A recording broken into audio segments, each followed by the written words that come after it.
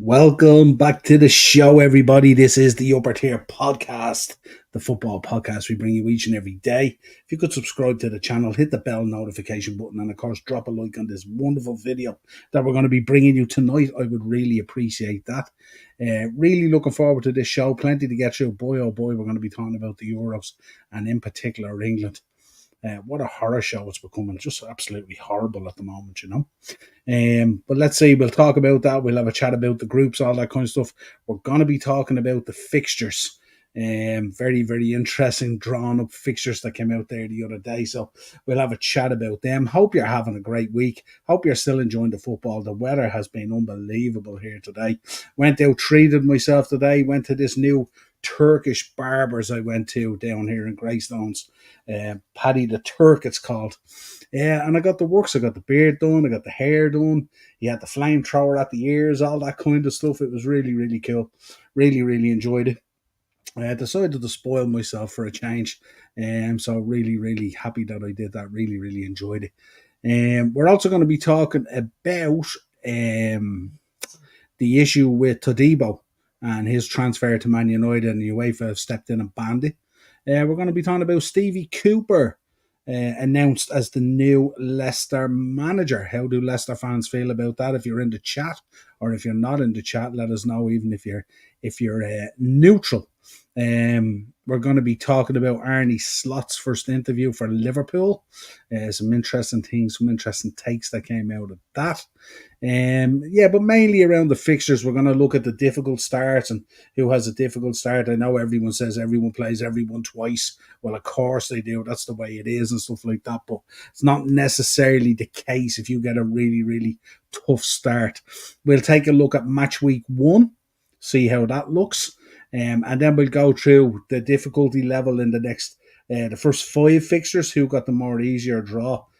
Doesn't always pan out that way in terms of the results, but on paper, how it looks. And then we'll take a look at the difficulty for the first 10 games and see how that compares to it. And we'll bring you also a nice roundup of transfer news. We've got 9 little news items there. Like I said, in terms of the transfer news, it's not going to be the same as we do most years where we do transfer shows, because for me at the moment, this transfer news at the moment is just really jarring at the moment, being linked with everyone, every team being linked with everyone and all this kind of stuff. And the reality is, this is agents and media doing the work that they normally do in this transfer window. The reality is most of it's absolute hogwash. So there's no point in getting into it, really. So we pick out some bits in there that are interesting. And you can let us know. And if there's anything else you want to talk about, drop it in the chat. Or if there's any transfers you've seen or any latest transfer news that I've missed, let me know as well. Right, let's start. Euros. England just finished there. Spain also was kicked off. Spain versus Italy. 4 minutes in, 0-0. We will keep you fully updated on that as well. You won't miss any of that. We'll keep you abreast of when the goals go in and what happens. This one I think will be a little bit more cagey, looking at the group and stuff like that and all. And Italy may come to kind of spoil this one. This could be like a kind of a 1-1. I'm not sure if this is going to be a high scoring game. Some people are expecting it to be a high scoring game, but I think this will be more a kind of a chess match, looking at the way the group has panned out and stuff like that. So let's see what happens. But we'll keep an eye on it. Maybe I'll be wrong. Right, let's talk England. Go into the chat first, of course. Andrew's in. Big up, Andrew. How are you, my friend? England, yeah. Oh, my God. Joanne, how are you? Good to see you. Joanne, how have you felt the Arsenal players have played? What have you made of Saka and Rice and all so far? And let me know your thoughts. Baz is in. Big up, bro. How are you? Always good, my friend. Great to hear from you. Arsenal have got a crap start. We'll talk about it, Joanne. We'll talk about it. It's a tough one and some interesting one. I have a slide there as well on a back-to-back fixture. I think it's the North London Derby and the Man City game, which is a real tough week, really. Liverpool has a decent start. We do, but don't sleep on being away first game of the season to Ipswich. Don't sleep on it. City February fixtures are horrible. I didn't even go that far. I didn't want to go that deep into it, to be honest. So I went as far as, I think, the first 10 games in. Southgate only focused on becoming United new manager. I don't think that's the case. I think they actually dismissed it the other day as well, didn't they? In a report, didn't a report come out saying that like Apparently they weren't talking to him or anything like that, but we'll see. We'll see what happens. But I tell you, if you're looking at his management of this current England crop, which is one of the strongest England crops I've ever seen in terms of talent and stuff like that, and they just look like they've never played together. And they're really, really struggling. Can't even string passes together, and this like anxiety when they're on the ball, hoofing the ball away and kicking the ball out of play. That lacking that experience, that bit of composure that you need on the pitch. Um, I think it's fair to say that the Trent into midfield kind of project somewhat hasn't worked. Some will say that that might be a little bit harsh and stuff like that. I don't think it's really set up in a way for Trent to do what he does and stuff like that, you know. And I think it was weird tonight. I listened. Jamie actually was on Twitter, Jamie Phillips, and he actually made a very good point that if you're going to bring on players that are going to run in behind, why would you take Trent off? And that's a really, really good point. You know what I mean? And listen, was Declan Rice any better than Trent Alexander-Arnold? Jude Bellingham dropping a stinker tonight as well, barely in the game at all. And we've seen it even in the Champions League final, even like trying to force his way into the game when he's playing in that more forward position, stuff like that. Doesn't suit him at all. I think he needs to run more from deep and stuff like that. And I just think it's a real struggle at the moment. A lot of players, the whole system just looks disjointed at the moment. You know what I mean? I was saying to the lads earlier talking about it, isn't it mad to think that one of the standout characters in the team at the moment is Mark Gahey, who's having a reasonable tournament himself, of course, you know. And it's just so weird to watch it. But I mean, sometimes you look at these teams and sometimes they can get off to a sort of a disjointed slow start. You can go, I can see what's happening there. They'll grow into the tournament. Things will be okay and stuff like that. I'm not too sure whether this England team is capable of growing into anything at the moment. Um, I think Southgate is just he's sticking to his guns as he normally does. It's there right in front of his face, the changes that are needed. I don't understand the lack of the use of Anthony Gordon or giving him a chance. I don't understand the lack of Cole Palmer. These two boys have been by far last season in the Premier League the standout guys, I think. With Foden as well, of course. But I mean, Foden is just, even Foden, you could see nearly, it was like as if they had switched formation themselves, not even with Southgate. You could see Foden moving more and more inside and stuff like that. And it just, for one reason or another, it just has not worked. Now, of course, they're still in the tournament. They got away with it the other night, 1-0 against Serbia. Could have easily been a draw. They could have easily got beaten tonight. You had Denmark with more shots. You had Denmark with more possession and stuff like that. So it's been a real struggle for them at the moment. They just can't seem to, at times they can't even seem to get out of their box. Their passing is disjointed. Now, I don't know what was going on with that pitch today as well, because that pitch was just getting dug up from minute one. I don't know what they were doing, watering the hell out of it. It looked like it was a bog, and it was a model for a player to do an ankle or an Achilles or something like that. Crazy, crazy stuff as well, you would think, with the time and the preparation, stuff like that. On the flip side, Denmark, I think, had a really good game. Struggled in the early stages and stuff like that, but then kind of grew into the game. And once they grew into the game, they were really, really, really putting England under the cosh. But yeah, it's like as if Southgate has used a major tournament to experiment with a squad. So weird. So weird. I said it earlier, said on previous podcasts, this should be the squad and the team that was playing back in March in those friendlies and stuff like that, to figure out what way they want to do things and stuff like that. I think you look at Declan Rice and you look at Trent in midfield, and they're sitting so deep. They're right on top of their defence. So there's this huge gap for the opposition to play into. And really good experienced defenders. Stone should be doing it. He's experienced enough. Should be telling those boys, push up, get off out of here. You know what I mean? And it was just, the deeper they drop, the more difficult it got. You're inviting Denmark on and you're inviting trouble. And the truth, Denmark could have won that game today, and they just, I don't know whether they lacked the bravery to go and do it or what it was. I'm not too sure. But Ericsson, obviously, they had ran a lot as well, and the players looked a little bit tired as well and stuff. So we'll see what happens. Certainly tantalising, though. I love when these groups go into the last round of games and everything is kind of still on the line. It's kind of really cool, you know. So it'll be interesting. And I tell you, if England comes second in the group, they will be absolutely tranced on it. Um, England play like championship side. Championship sides play better racers. They have more continuity and better setup and are better coached. This team doesn't even look like it's coached. This team looks like Southgate took all the crown jewels from the season and just spat them onto the wall and said, "Go do your thing." You know, this is not Xavi and Iniesta and Messi and Busquets and all this kind of thing. These are players who are young kids who need to be coached. These are young players, you know, and they're out there at the moment. They look lost. I don't watch England. I support France. There you go, Joanne. There you go. That's back to your Perez days, is it? And your what's his name, Petit days and all that kind of stuff, Joanne, is it? Joanne, France win the Euros. Yeah, I think. Tell you. Don't sleep on Germany. Don't sleep on Germany, and I wouldn't sleep on Portugal either. I know they kind of like, they made a kind of a little bit of a meal of it and stuff like that, but I wouldn't sleep on them either. They've got really good squads with really good players. They're teams that you can see could potentially grow into the tournament. Portugal definitely will improve as they go through the tournament. Germany have looked really good. They have some really good players there, but they have a lovely sprinkling of youth and experience when you look at the balance of the side and all. So many players in there that are being coached even in play and stuff like that. Really cool. And when you have the likes of Muller around and Kimmich and these guys and stuff like that, no, like it's Manuel Neuer. You know what I mean? Wow. So yeah, absolutely. Southgate must be regretting not bringing Jack Grealish and Rashford to the Euros. Um, I don't know because you know what it is. I don't know whether it'd be the case with Rashford.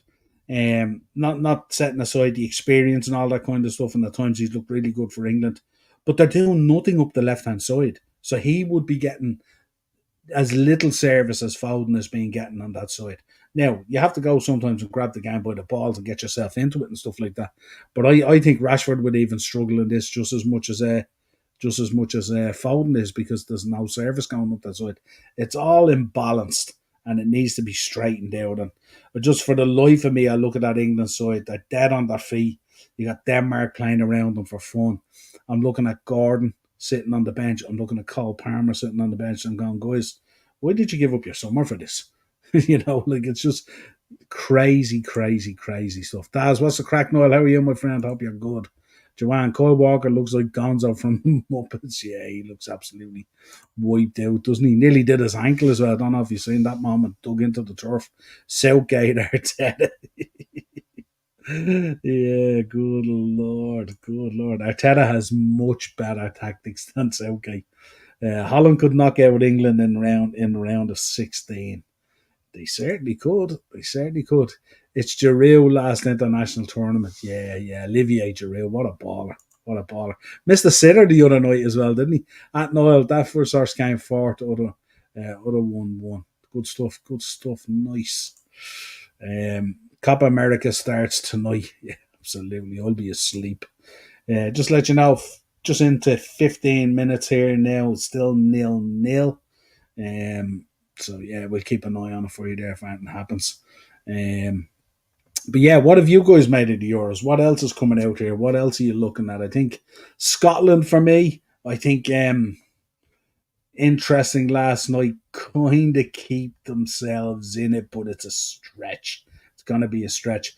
Hungary, I've been really disappointed in. I looked at Hungary and I'm thinking they're bringing in a reasonably young team. And with Dominic Szoboszlai there, I think he's the youngest captain in the Euros, and I think he's the youngest Hungarian captain anyway at 22, I think it was. So I was expecting a lot for him, but it seems like when you look at Hungary playing at the moment, he feels like he's just sailing his own ship, doesn't he? And it's been really tough for them. They're already out of it with a game to go, so tough. Spain and Italy, I expect to qualify out of the other group. Croatia have been quite disappointing as well. You would think on the balance of this, it's going to be England and Denmark, unless there's an absolute disaster in the last two games. But let's see what happens there. It's been known to happen. I think France and Netherlands, I think will go through there. Interesting to see how Mbappe gets on now with that broken nose, having to wear the mask, I would imagine, and stuff like that. But Netherlands and France coming up tomorrow night. What a mouth-watering tie that is. Can't wait to see that. That's going to be classic. Um, yeah, then you look at Group B there. You've got Romania beating Ukraine 3-0. Belgium again getting beaten by Slovakia. How bad did Belgium look the other day? Really, really poor. It's like Father Time has gone right by that generation, isn't it? Absolutely right by that generation of amazing Belgian players. KDB, Lukaku, Witzel, all these guys. It's just gone by them, hasn't it? And you think the players that they have, to name but a few, like, So, yeah, so I don't know. That's going to be a very interesting group. I don't know. Can Belgium turn it around over the next day or two with their fixtures? Um, Certainly the last game against the Ukraine, you would imagine they should be able to go out and do something there. Ukraine getting absolutely pumped by Romania the other night, 3-0. And then the final group, Turkey and Portugal. Georgia, again, for me, I was expecting a little bit more from them, sprinkling talent in there. Czech Republic, disappointing as well. Portugal grinding that one out 2-1. Turkey winning 3-1 against Georgia to open that up. So I think there's some interesting games there coming up. Some of the groups still tight where they still have second games to play. But it's kind of panning out more or less the way we kind of thought. I don't think there's any shocks there. We knew Group B would be kind of Spain, Italy, Croatia, what way that was going to work out. Obviously, with Croatia losing their first game 3-0 and drawing their second game to Albania, which was an absolute disaster to all, has really dented their chances. I think England and Denmark were really the teams to look at in Group C. That's kind of probably how it's going to pan out. Serbia, again, disappointing.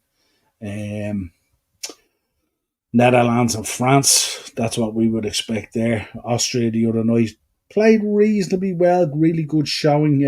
Managed under Ralph Rangnick at the moment, solid in the way that they play and stuff like that. That was a tough game for France the other night.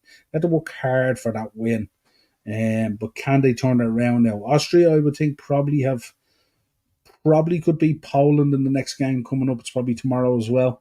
And then Netherlands and France, that's going to be a kind of top of the table, top of the group table decider, isn't it, really? Can Belgium turn it around in Group B? Who knows? And then Turkey and Portugal probably in the bottom group, Group F. That's how we see it panning out at the moment. Let's see what's going to happen there. Uh, England haven't had a good manager since Sir Bobby Robson. Could be a fair comment, yeah. Fair comment. Donnarumma got booked. Saying that all right, yeah, absolutely. And Joanne's gone for a 3-1 win to France against the Netherlands. That's a big win, Joanne. That's a big win. I think it's going to be tighter than that. I think it's going to be tighter than that, but we shall see. Right, let's talk. Stevie Cooper announced as the new manager of Leicester City. What was your thoughts on this today when you heard it? If you're a Leicester fan, if you're a neutral, let us know your thoughts. Obviously, we're saying how he departed Nottingham Forest. We couldn't take two more contrasting styles, could we? In terms of Stevie Cooper and Enzo Maresca, who's gone to Chelsea. So it's going to be very interesting to see what way this goes. And it'll be interesting to see the reaction as well of the Leicester squad and the Leicester players. I think they might have been expecting something, and not to do Stevie a disservice and stuff like that, because we've been Stevie Cooper fans on this channel during his Nottingham Forest reign and stuff like that. But I think Leicester might have been expecting something better, something more dynamic. That's my reasonable feeling, judging by the responses today. But let us know your thoughts. What you think of Stevie Cooper going in, manager of Leicester? Certainly an interesting appointment. We're going to see how that goes. Should be very interesting. News came out this morning.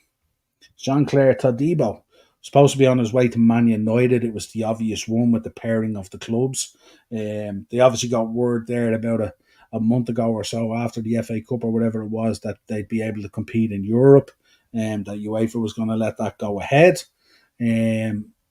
Which probably led me to believe that they were probably going to be able to transfer players, so long as the transfers were kind of above board and they were at market value and all this kind of stuff. But I think UEFA kind of rolled back on that now, and they're not letting that happen, and they stepped in and they banned this from happening. So Jean-Claire Todibo or any other niche player will not be going to Man United by the looks of things. over this kind of Nice Man United ownership thing, which I find kind of. Initially, I was thinking this is not in relation necessarily to this, but in relation to players being transferred around now. I know people are going to come on and go, but what about Leipzig and Salzburg? I get that. They're going to come on and go, what about Man City and the club connections it has around the place and all that kind of stuff? And I get that. But I just don't know. This is one that I said that the leagues would have to be careful with. I think that the transfers, if there was to be internal transfers, everyone's talking about this kind of associated internal sponsorship stuff and all. I think these transfers are very similar. They're in that kind of circle as well. They would have to be scrutinized and they'd have to be watched. Um, and I think it'll be disappointing for Man United fans as well, because I think they were probably saliving at the idea of a Tadibo Branway combination in there and stuff like that. And then obviously with Lissandro as well and the players they have there, their central area could be quite set. Two very, very good players. But it looks like now they're going to have to just push on with the Branway situation, get him in anyway. Tadibo's obviously not going to happen. So let's see. And he's in a position that he's still going to put him for sale. I know Liverpool were very interested in him as well. Seems like a big, strong central defender, what you would want and stuff like that and all, but obviously not going to happen. So let us know your thoughts. Vardy will struggle with Cooper, yeah. He's going to play, you can see what's going to happen, isn't it? He's going to play like a 5-4-1 or a 4-5-1, and he's just going to leave Vardy up there on his own, running the channels, doing that horrible job that he won't want to do. That isn't Vardy's game at all, and it's going to be horrible. Jamie Vardy is going to age very quickly, if not already, under Stevie Cooper, but we will see what happens. Daz, you should have told Jamie you were live, Niall. Didn't get a chance. I just went live. Do you know what it was, Daz? I was downstairs, right, and I was watching the England game, and I was chilling. I was playing around with the dogs. We have a lot of dogs in being minded at the moment, so I was cycling the dogs in and out, and I was getting their feeds ready and all that kind of stuff, their water and everything. And then I realised it was 7:30. So I went on and I checked YouTube, because normally myself and Darren do the show at 9, and I was going, well, Darren isn't here tonight. Darren's off at Pink, the carnival tour. It's in the Tree Arena tonight, so he's there with the family having a great time, obviously. So I'm doing this on my own. So I forgot I had scheduled it to 8, so I could be finished by 9 and probably catch the second half of Spain and Italy. So I was under pressure to get slides and everything ready at the time, so I was racing around. I didn't realise I was downstairs. It was 7:30, and I was going, yeah, still have an hour and a half. And then when I checked the YouTube channel, I saw I had set it for 8. Yeah, absolutely.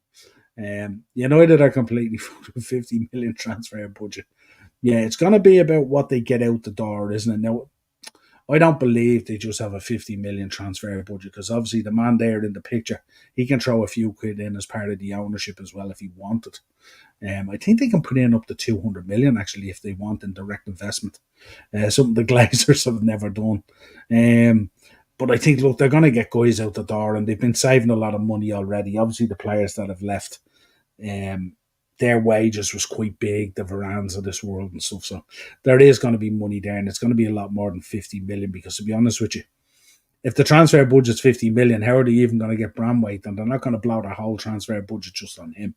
So I think there'll be money there. I think you'll see guys going out the door, but it's a real and different transfer window at the moment. So many players caught up in the Euros. And then you look at some of these players as well, players we've been talking about on the podcast all season in Europe even and all. Some of these players that are so rated as elite players and stuff like that, they come into these tournaments and you expect them to set it alight. By God, they look bang average, don't they? Absolutely bang average, some of them. And you're thinking, these clubs are valuing these players at 80, 90, 100 million, 120 million, and you're there going, how in God's name is this player valued at 120 million? It's just absolutely crazy. And then you got a lot of links as well. Like, as I said, I'm getting frustrated with the Liverpool one as well. Like you just this, the way we go in these pursuit of players. And the player is standing there in front of your mush telling you, I want Real Madrid. When a player tells you he wants Real Madrid, you should go, best of luck, thanks, and move on. Don't keep on pursuing it because you're not going to out pursue Real Madrid. And I'm talking specifically here about Lenny Yoro. Then I see that we're being linked again with this boy Somerville off Leeds. I don't think as a sign, and I think he had a good I think he had a really good season in the championship. Um but I don't think that's the signing we should be looking at. I don't think that's the level that we should be looking at. And this that Somerville links there, no matter what you think and no matter what you think about the championship, and we know how strong the championship is. This stinks of this Fabio Carvalho stuff again. You know what I mean? Fabio Carvalho in there had an unbelievable season with Fulham, arguably one of their best players that season. Comes into us, we bring him in. We don't play the position that he plays in. Absolutely useless. Useless. And it's not his fault. It's probably our fault. And it's just, you know what I mean? And this Somerville one as well. I just think until the dust settles at Liverpool, obviously we're going to be talking about Arne Slot's, and he said it Arne, so it's not Arnie. Arne Slot's interview, his first interview with Liverpool. Nice to see him there at the training centre and going around meeting all the staff and stuff like that. Until the dust settles on that and we see what we actually need and what's going to happen going forward. And he says he's been reviewing training videos as well as matches and all this kind of stuff. He's only spoken with some of the players because obviously he doesn't want to interfere. We'll talk about it, of course, in a few minutes and stuff when we get onto that section, but it's just jarring, you know what I mean? But they'll have more than 50 million. 50 million ain't going to do nothing from him. Any news on Alan Hansen, Niall? All I know is he's on the road to recovery. Last I heard was he's going to make a full recovery.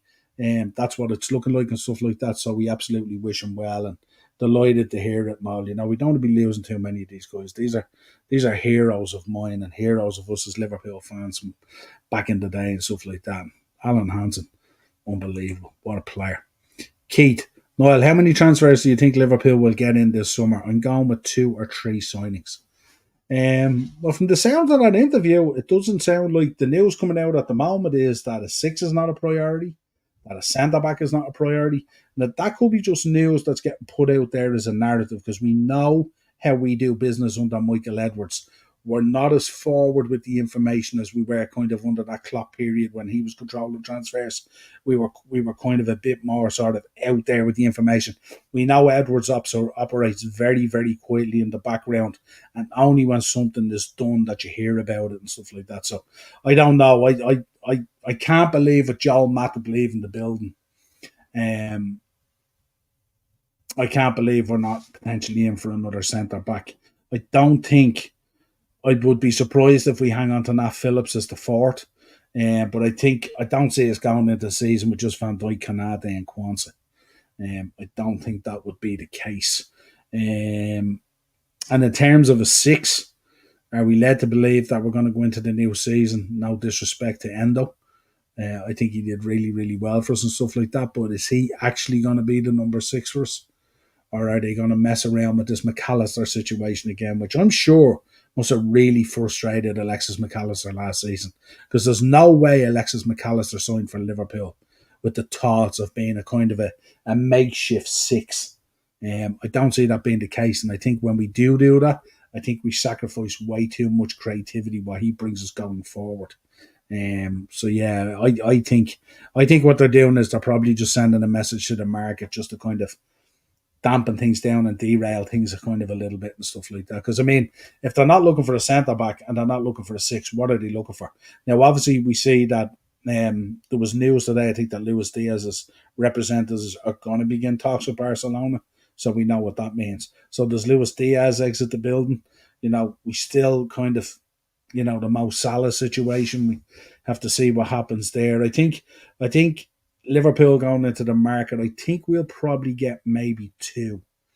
But listening to Arne Slot there at the interview there yesterday, he didn't seem too worried about the squad at all. Let's say, so let's see what happens. Probably 2, Keith, but 2 could very quickly become 4. I heard we've thrown our hat in the ring for Elise as well, but I don't know how far down the road he is, either with Chelsea or with Man United. So let's see what happens with that. How did his tennis tournament go yesterday? He didn't play. He was ill. He didn't play. he wasn't well during the week, so he didn't play. So I had a night off, thank God. Acers, Greenwood transfer is nearly done, yeah. So there'll be money coming in for that and all, and there'll be money coming in from other players as well. They have to move players out as well. Acers, you looking forward to Forbidden Door next week? Yeah, it should be good. It's shaping up to be a decent card anyway. But yeah, so that was the news today that the transfer between Nice and Man United for Tadibo was banned and blocked by UEFA. Um, I would get rid of Salah. It's a perfect time for him to leave the club and try and cash in getting some money from him. Yeah, and I see that one of our targets as well. We're going to talk about it in the transfer news. We'll get onto it shortly. One of our targets, Mohamed Kudus, who we have been linked with, pending on the Salah situation. He's been heavily linked now with a move to Saudi. I don't know whether that's the right move from, still with his career. He probably has plenty to prove still in the European stage and stuff like that. Phenomenal talent as well. He was also linked with going to Man City. But I suppose that would depend what happens on that right hand side. Does Bernardo Silva leave, and then you're talking about Julian Alvarez being linked with a move away and various things like that. So it's a lot of chess pieces moving around at the moment, but nothing has kind of landed yet. The exception of Aston Villa, who are doing business, We'll talk about it in the transfer section. Right, let's talk about. We'll talk about the interview with Arnie, sure. Arne Slot, why not? Still 0-0, folks. 32 minutes gone. I kind of had said it was going to be kind of a tight affair and stuff like that. So we'll see what way this goes. Italy kind of there to spoil it. Spain probably attacking. Yeah, but both teams know these are seasoned, not teams in terms of talent, but seasoned teams in terms of knowing how to navigate at times through these group stages and stuff like that. So let's see what happens. So, Arnie's interview yesterday seemed very, very happy to be in the job. It was nice to finally hear from him because we'd been waiting he was on holidays. We'd been waiting for a number of weeks for this to happen and hear from the man himself and how he felt. And it was nice the way he spoke about how he didn't want to dive straight in as well. He obviously wanted the dust to settle on the Jurgen leaving and all that, exiting the building and stuff like that, which I think was a shrewd way of handling things. He hadn't spoken to an awful lot of players. He'd only spoken to some. We seen the interview with Robbo saying he hadn't heard from prior to the Euros and stuff like that and all. Said he had spoken with Virgil and all, to get a kind of an understanding and various things like that and all. So it'll be interesting to see how that all evolves over the next couple of weeks. And I mean, obviously, we're Hungary bound out of the tournament probably early. It looks like, Dominic will be back sooner rather than later. He take a little bit of time off and then he'll be back in for pre-season. So it'll be good for Arne Slot to get a real good look at these players and see what way it goes. And I think this will be a little bit different for us in terms of a transfer window because I think it won't necessarily be out of the blocks the way we normally are, where we announce someone pretty quick. I think Arne will want to take a look at the squad and see when it all comes back together and stuff like that. I'm sure he's made some recommendations already. I'm sure Michael Edwards and Richard Hughes are already looking at players as well. But some of the players that we've been linked with have already said, like the other boy, what's his name, Caliori or something. I think Richard Hughes knows him from previous, but I think he stated that he wants to go to Juve. Obviously, Lenny Yoro has said he wants to go to Real Madrid. That's his priority. So some of those nice players we want to bring in, it's going to be pretty difficult because they have their eyes somewhere else.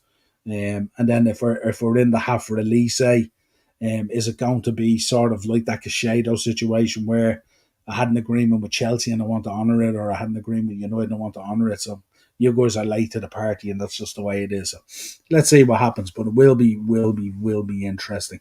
But it was an interesting interview insofar as he was talking about he wants to, they were talking about this head coach versus manager thing. I think he handled it really well. He says his focus wants to be on the training pitch and on building relationships with the players, with each other, all that kind of stuff, which kind of sounds like there's going to be some players coming in. So those relationships will need to be built. And maybe he's also talking about maybe he's going to play in a slightly different way, maybe a different formation or whatever it is. And those relationships will have to be understood. We can see it at the moment with England and the way that they're playing in the Euros. It's like they've never played that way before. All of them are extremely talented players, But if you're playing in a role that's very different or something that's a little bit different and demanding in the way it is than what you're used to, you will struggle, and that's just what happens. So interesting to hear that. He says he's learning from the Liverpool training sessions last season. So he's going back in, looking at the videos and the footage of all these kind of things and stuff, and he's taking it. And it's good to see that he's looking at the training sessions as well, because I'm sure there's obviously a lot of concerns there in relation to injuries. Because if we had have avoided some of those injuries, I think if we had had Diogo Jota much more last season, I think if we had had Stefan more, certainly if we had had Thiago Alcantara more, I think we would have had maybe a different season, or certainly much more competitive right till the death. So maybe he's looking at those training sessions as well, and maybe looking at the actual sessions and the intensity of them and what happens there and stuff like that, and maybe looking at that and how it links with injuries and stuff. Speaking with the players, he mentioned he had spoken to Virgil, obviously, because the Dutch connection there and stuff like that, and also hopefully he'll get to talk to a lot more players and stuff like that, and get a feel for where they're at the moment as well. Because remember, with this change, and we spoke about it when Klopp left and during Klopp's leaving and stuff like that, there might be players who maybe want to seek a bit of change as well. Maybe they feel they've ran their course at Liverpool and they want to do something different, and they don't necessarily want to be part of an Arne Slot error. They want to maybe slot into something else, or there's an opportunity to go make generational wealth in Saudi, or a generational move for your last move, or whatever it is. So let's see what happens. I did say that there is the potential there for us to lose players that we may not want to lose. And when you think about players like Trent, who could potentially have their head turned by Real Madrid, potentially players like Virgil, who could be offered generational wealth out in Saudi or whatever it is. Mo Salah with Saudi, PSG, all these things. PSG are obviously going to want to do big things, obviously on the disappointment of losing Mbappe and all that kind of stuff. So wouldn't they love to be able to announce a Mo Salah or a Luis Diaz or whatever it is and see how that goes? Let me see. Which of our players have gone, Niall, to Copa America? Well, you'd have out there. Who have you got out there? Well, Alexis McAllister's out there. Allison is out there. Luis Diaz is out there. Darwin Núñez is out there. Anyone else? I think that's it, is it? Allison, Darwin, Luis Diaz, Alexis McAllister. I think that's it. Maybe I'm missing someone. If I am, throw it in the chat there. But I think that's who's gone to the Copa as far as I know. But yeah, so again, it was an interesting thing. He spoke about the similarities between Feyenoord as a club and stuff like that. That both cities are obviously on a river. They have that history of working the docks. That working class. I think that's where he was coming from. That working class mentality that you work hard for what you get. And he talking about work rate and all that kind of stuff, and also the fan base and stuff like that. He was alluding to and stuff like that as well. So interesting similarities there and stuff like that. And that was just kind of message to the fans. The message was really, get on board. It is a new era, but we're going to be pushing forward. And he was talking about how coming third is not really the situation that you want and all that kind of stuff. You need to be better than that. But yeah, it'll be interesting to see going forward what the recommendations are and stuff like that. And because he's the head coach, it's going to feel different for us for a while. We're going to have to adjust to it as well because, obviously if he doesn't get players in, or he doesn't get players that he wants, or, if he doesn't have, if he's just totally focusing on this head coach situation, is the finger pointing? If it doesn't happen, are we going to be pointing to Edwards? Are we going to point to Hughes? What way? It's going to be quite an adjustment for us as well as we move into this successful structure that we had before, but with different elements to it and stuff like that. But he spoke about the massive opportunity and stuff like that. He spoke about how when Liverpool came knocking first, that's private. He kept it between him and his wife, and we liked that. But then when the opportunity came, he had signed a 2-year contract with Feyenoord, but when Liverpool come knocking, he made the point. When they come knocking, and that's fair. And I think that's only right. Right, so let's talk about transfers. These are the ones we picked out for tonight's show. Interesting ones, of course. Man United and AC Milan wants Xerxes. Very, very talented boy, talented player. Both teams pursuing him.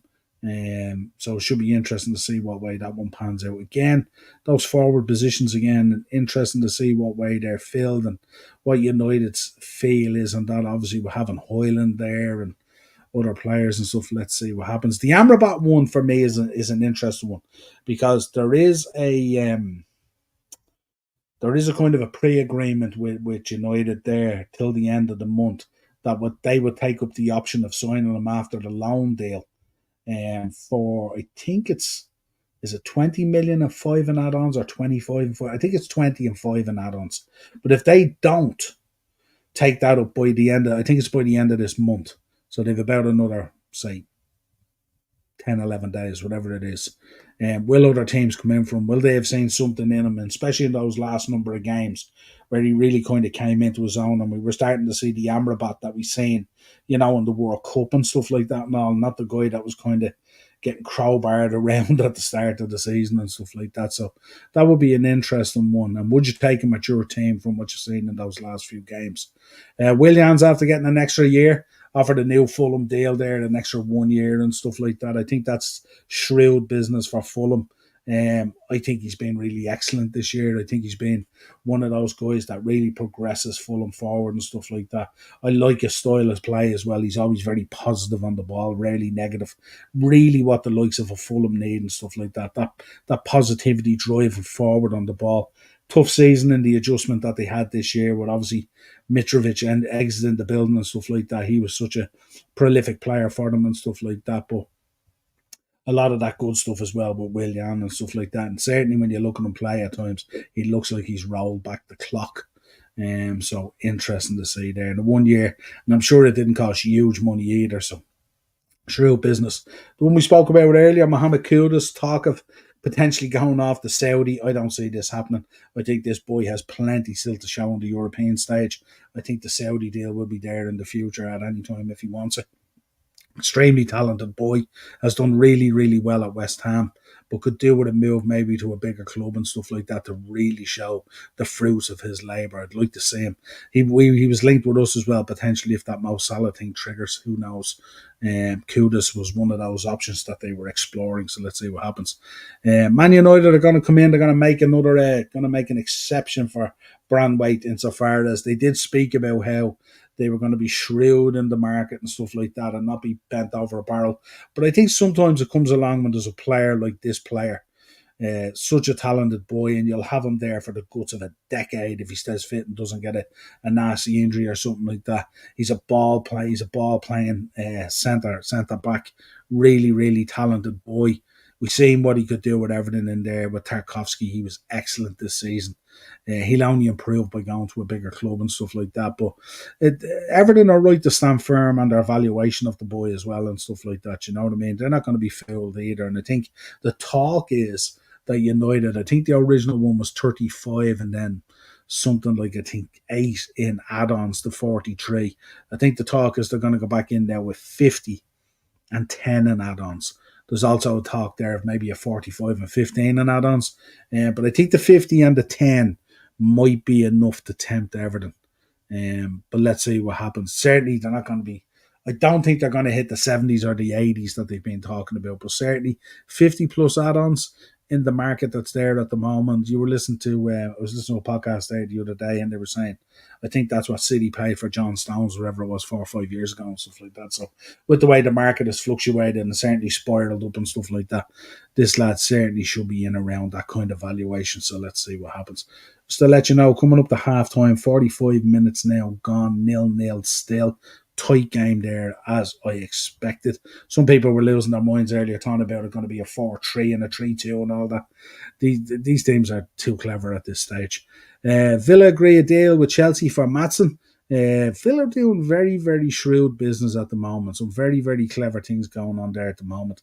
The Douglas Luiz situation is still up in the air. There's talk that Weston McKennie has come out of the deal, that they've come away from that. So let's see what happens there. But Maatsen looks like he's just more or less done. And the talk is they're kind of going to be nearly partnering up with Chelsea in this transfer window. Talk is that they might be pursuing a deal, I think, for Duran going the other way, but not part of this deal. They're going to keep the deal separate. which kind of I think makes sense from Chelsea from their profit and sustainability situation, stuff like that, to keep deals separate and not be wrapping them up in players. Let me know what you think if Duran went into Chelsea. Very similar to Nicholas Jackson. I did see a report the other day, Nicholas Jackson potentially talking about wanting to move away. I don't know how valid that was. I read it in passing, but I didn't dig deep into it. But we'll see what happens.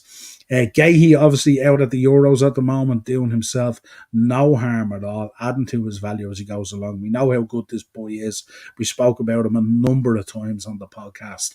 Very, very, very impressive player at the back there for Crystal Palace, and certainly looking like a seasoned international pro for England as well. So very, very impressive. Be interesting to see what way Palace approach this transfer window, because most of their top players are all being linked with moves away. You've got Wharton in the midfield. Hughes is also being linked. You've got Gahey being linked. Mateta, Esse, Elise. How are they going to manage losing these players? What have they got coming up? What's potentially in their academy there? Who have they got coming in? How are they going to replace these boys? This could be quite a difficult season for Glasner if he loses all these players. And especially with how well he done at the back end of the season. They absolutely bossed us at Anfield. So impressed with them that day and stuff like that. So let's see what happens. But Palace is going to be one to really keep an eye on. Speaking of which, of Palace, next week we're going to be doing the show on the kits. So we're going to be looking at the home kits for the Premier League and giving our thoughts on those. Always a fun show with myself and Darren, because we generally always agree, because I think the last 2 years, I think it's Palace who have won the best kit. From what I can remember. We'll also, you know, I'm going to take a look at the kits in the Euros as well. I was looking at, what was the kit last night? The German kit last night was absolutely gorgeous. That kind of purpley into the pink or blue into the purple or whatever it was really, really, really nice kit. Moving on then, Ruud van Nistelrooy's been linked to the Burnley job, talk that it was about to happen, stuff like that. Counter report came out today to dampen it down a little bit, but there's no smoke without fire, so could potentially happen. Very interesting. Ruud van Nistelrooy goes in there. Can you imagine if Burnley get promoted again? Van Nistelrooy in the Premier League as a manager next season would be very, very cool. And a man who really has done himself. When we talk about players going to the Euros and doing bits in terms of their valuation, stuff like that, what a goal he scored the other night for the Netherlands to beat Poland. Wout Weghorst coming off the bench as an old school centre forward, big lad, burly lad, shades of Niall Quinn and stuff like that, and all, scored a really, really good goal to pick up the points for the Netherlands. Doing himself plenty of favours there in terms of valuation, but Ajax are considering a move for him. It's weird. I was looking at it the other day and I was thinking, when you think about everywhere he has played and how he's moved around, all, I was thinking, was still a Burnley player. It was mad to think of it that way. Crazy, crazy, crazy, crazy stuff. But that rounds up what I seen today in terms of transfers and stuff like that. Like I said, I'm not going to bombard you with 100 transfers, and I don't really want to talk about a lot of the absolute scutter and crap that's going around in the transfer news at the moment. It's just, you're linked with everyone. You swear the top 6 teams in the Premier League are all going to hire brand new 11-man squads and all this kind of thing, and I just can't feed into that. It drives me mad. Loser of this game plays Germany. Is that the way it would go? I haven't even looked that far ahead because I want to see how it spans out in terms of the loser of this game. Yeah, if someone was to lose, yeah, obviously yeah. So if Spain win, it looks like they would top the group, yeah. Or if Italy win, they would top the group. Yeah, so interesting. Yeah, spot on, Acers. Yeah, absolutely. Liverpool, another 12:30 kickoff. Yeah, we're going to talk about that now. Let's get into the fixtures and have a bit of fun. Interesting. So let's start. Here's match week 1. What was your thoughts on match week 1? Let me know, folks. How did you feel about it? I've just lost my one. There we go. Match week 1, starting on the Friday night, Man United versus Fulham. Interesting one to start. That Friday 8 o'clock kickoff. That's the curtain raiser on the season. Then, of course, we get the usual, and Arnie led it. I spoke about it at the interview yesterday. Even with Klopp gone, we're getting the 12:30 kickoff away to Ipswich. Again, not one that you would be overly upset about, but one you'd have to be really careful about because obviously Ipswich, again, another tough place to go. We've seen it in the past. Not an easy ground to go to. We spoke about this before when we talk about Brentford and Burnley and these type of teams. Interesting that came out there. I had a look at this as well. This was 2004, I think it was. Or sorry, is it 2004 or 2002? I was looking at it today. 2002, the last time we played, and we beat them 5-0. So it's going to be interesting going back there again. Obviously, their crowd will be up for it. They'll be boisterous back in the Premier League on telly, televised 12:30 game and stuff like that. So we'll really have to come out of the blocks and make sure that we're fully prepped for that and stuff like that. And it'll be an interesting experience for Arne Slot as well to be able to experience, going to grounds like Ipswich and stuff like that, where it's quite hostile in terms of the fan base and stuff like that. So it should be interesting. And obviously, they'll be buoyed by the fact that McKenna re-signed and is staying and all, because it looked for a long time like they were going to lose the manager that worked wonders last year in the Championship and got them up to the Prem. So looking forward to that game. Won't be an easy one. I wouldn't take anything for granted. Last time I think we opened up our season, remember, I think it was the game against Fulham at Craven Cottage, and we just thought we'd rock up and take it for granted, and look at what happened. So need to be careful. Arsenal versus Wolves, decent game. Everton, Brighton, Newcastle, Southampton, West Ham, Aston Villa should be a good one. And then Chelsea versus Man City, your first Super Sunday taking stage, week one. And then the Monday night, Leicester versus Spurs.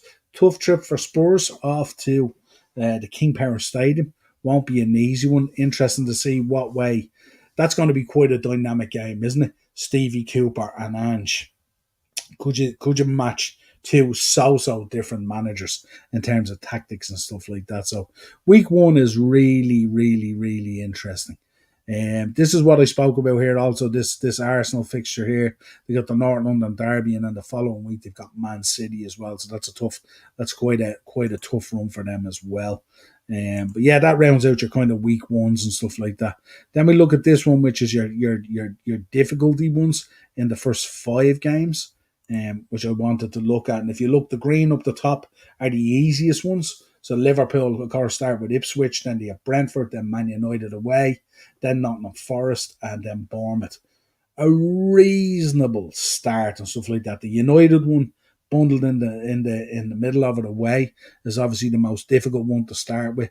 But we got 3 home games against Brentford, Nottingham Forest, and Bournemouth. Not a bad starting away to Ipswich, so really, really good. It's regarded as the easiest run in the first 5 games. Let's take your comments. Where are we? Cocaine Can to be extremely busy with Fulham and all in Wembley on August 25th. Yeah, absolutely.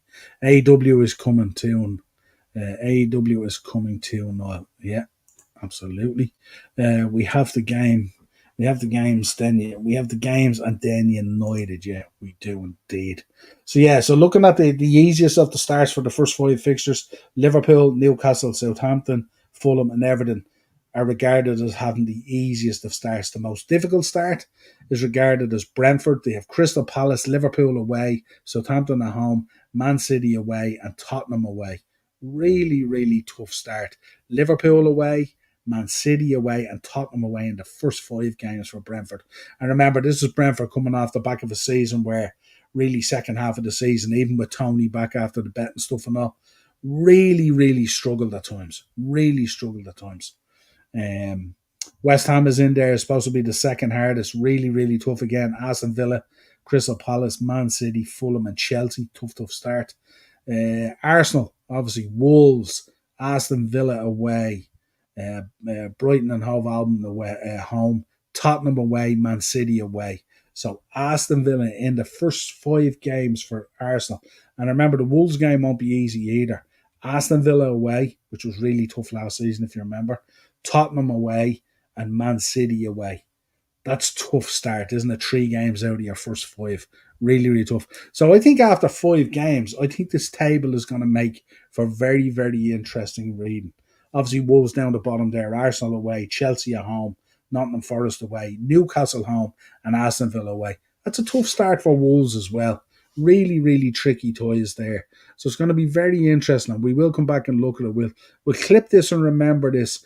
And after 5 games, we'll look at the table and go, how close or how accurate was this in terms of how they judged it compared to when we look at the table. Should be very, very, very interesting.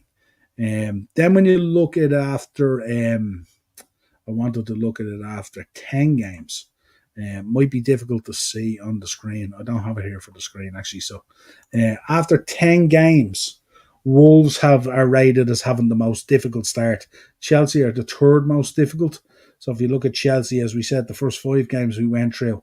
After that, then they have Brighton and Hove Albion at home, Nottingham Forest at home, Liverpool away, Newcastle home, Man United away. So that's a run of Liverpool away, Newcastle at home, Man United away. All 3 fixtures, one after the other.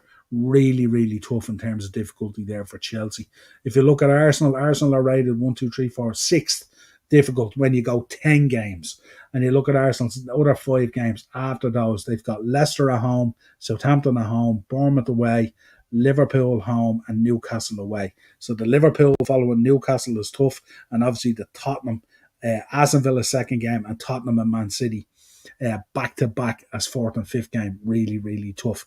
The easiest start rated at 84.5 is Everton. So when you look at Everton, we spoke about it, so we'll go through it again. Brighton at home, Tottenham away, Bournemouth home, Aston Villa away, Leicester away, Crystal Palace home, Newcastle home, Ipswich away, Fulham home, Southampton away. So nice little run of games there in terms of where they could pick up points. Ipswich away, Fulham at home, Southampton away. And if Crystal Palace butchered in there, Newcastle probably the most difficult of the second 5 games. Man City are 1, 2, 3, 4, 5, 5th from the bottom in terms of the easiest start. So once they get over the Arsenal game in the first 5 games, then they've Newcastle away, Fulham at home, Wolves away, Southampton at home, and Bournemouth away. You look at those 5 games there, and you're talking 1, 2, 3, 4. Maybe draw, but Newcastle is 1 or 4 wins. So you're talking 13 points there from those 5 games, I would imagine, from Man City. We're 6th from the bottom. So once we get out of 1, 2, 3, 4, 5, we have Wolves away, Crystal Palace away, Chelsea at home, Arsenal away, and Brighton at home. Which is tough enough as well when you judge it there. Chelsea at home, Arsenal away, back to back. Interesting to see how that goes as well. Man United are kind of bang slapping in the middle. Their second 5 games are Tottenham home, Aston Villa away, Brentford at home, West Ham away, and Chelsea at home. That's quite a difficult second 5 games, even compared to the first 5 and stuff like that. And they weren't rated. I think they weren't in the top 5 in terms of difficulty or the top 5 in terms of easy. So you can see from this bang slap in the middle. But those second 5 games they have are interesting enough. And then having us third game at home as well should be interesting. I did have a look actually. I do like when the fixtures come out because then you can kind of have a look. You can plan your year and you can think about the games you might target and you want to go to. I had a look. I got 2 emails in there the other day, one from Champion and one from Marathon Sports. I looked at the Marathon Sports one, and it boggles my mind how they price people out of these things. I looked at the Chelsea game, and I looked at the Man City game, just in terms of pricing. And for your hospitality in the Brody's Bar, which I have spoken about, I don't think is really all that. It's acceptable. But nowhere near where it should be for what you're paying. You're looking at €969 for each of those games. That's about €300 short of a season ticket. And that's for one game. So yeah, I just don't know how they're getting away with this. I tweeted it the other day saying, this is absolutely shocking. I don't know how football fans can afford to go unless you're a season ticket holder and stuff like that, or you're dropping massive wage. I did look at Champion today, and I seen the first couple of games, or bar the United game, I think, are in around the 350, 400. But then after that, it escalates up over 500, 600 and stuff like that. It's ridiculous. To drop 500-600 quid on a game is just absolutely shocking. AEW in the UK before All In. Interesting. I'll check that out. Does Tottenham versus Everton on the same weekend as All In Wembley. Interesting. That could be a good weekend, actually. When did we play City, Niall? We play City on. I have the first 10 games here in front of me. So we play City on. We don't play City in the first 10 games. That's all I have in front of me, Daz. I don't have. Do I have anything on this? No. So we don't play City in the first 10 games anyway, by the looks of this. So we don't have to worry about them. Daz won't worry about them for the moment. 30th November, there, Racers has an Anfield. So that must be game. If that's 30th November, that must be game. That'd be game 14 or 15, I'd say. Arsenal lose title at Anfield in May. I was listening to people, actually. There was Arsenal fans on Twitter, DT and those guys were on Twitter, and they were talking about how it could be like the '89 season again, where Arsenal won the title at Anfield in May. So that'd be interesting, all right. I don't know. It's going to be a very interesting season. Depends what people do in the markets. A lot of talk at the moment. I was reading the other day now that apparently Arsenal are not going to be pursuing a front man. That they're going to probably stick with Havertz in that position. That'll be interesting. So let's see how that goes. Certainly, it worked in the back end of the season. He was quite prolific and playing really, really well. But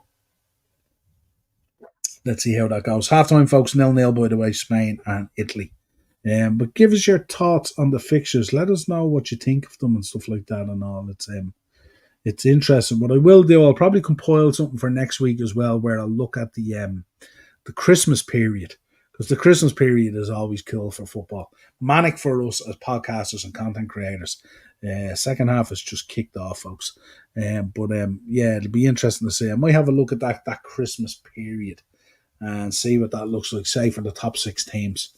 That should be pretty interesting to look at as well. Yeah, what else have we got? Nothing else that we need to go through. I think that's it, folks. I think I've covered everything.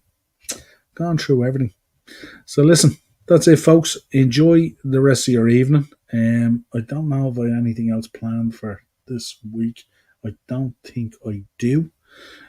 But if I do, make sure you're subscribing to the channel. Make sure you have that bell notification. That's the key one to let you know when we go live. Really, really important as well. And of course, make sure you're dropping in and you're liking on this. I don't want to see 20 people viewing the video, and when I go out of the video, 2 people have liked it. Everyone drop a like. So important to rally up that kind of situation. So make sure you're liking on the videos as well. Hope you're enjoying the content. I will be back on Monday night. Marky's due to join us as well unless something comes up. So we will get Marky's thoughts on the fixtures as well. And we'll be talking to Marky about the transfer window and the Euros and everything in between. Darren, no doubt, will be back next Thursday. So I won't be solo then. And I'll be probably back in the normal seat on Wednesday. Russ will probably be joining me again for Pro Wrestling Weekly. Plenty still to talk about, but what a belter of a week it's been for sports, wrestling, football, the whole lot. The Euros feels like it's kind of simmering and about to kind of lift off over the next few days and stuff like that. Always interesting when you're getting into the latter stages of the groups and all that kind of stuff. As it begins, it tiptoes along and you're trying to find your way in it, but certainly it's very, very interesting. We love having tournament football in the summer as well. So, folks, is Mark back on Monday? Hopefully, unless he gets, that's what delays Mark is. Mark works in a Best Menswear. It's a menswear, it's a clothes shop, and he does suits. So he fits all the suits for the Leinster rugby team and the Irish team and lads like that. So he would have had in the likes of Wes Houlihan and all these guys getting fitted for suits and stuff like that and all. And what happens is sometimes he gets a late wedding party that comes in that wants to come in after hours to use the shop to get fitted out for suits. And if that happens, then he gets delayed. There's nothing he can do about it because he works on commission as well. So fair play to Marky, but chances are he'll be back on Monday night. He'll let us know anyway. But it's hard to tell, so hopefully. Acers, Alan Shearer comments on Southgate was brilliant. Fantastic viewing. Yeah, interesting. All right. What did you make, actually? I meant to ask you before we finish, actually. What did you make last night of James McLean's comments? He was talking about Rice And I also seen one of the lads on YouTube. He's an Arsenal fan, and he was doing an analysis of Arsenal. And he was extremely cutting about Rice, Odegaard, Saka, and Raya as a goalkeeper. He was going in hard on saying they're not all that and a lot needs to be done there. So be interesting to get your thoughts on that. What we'll do is we'll flip it till Monday and we'll get your thoughts. There's no doubt McLean is going to try and create more headlines anyway in the way he talks about stuff. Bewildering at times in the way he sees things. But until next time, folks, have a safe week. Enjoy your weekend. Enjoy the football and whatever else you're doing. And we'll talk to you again real soon. Cheers.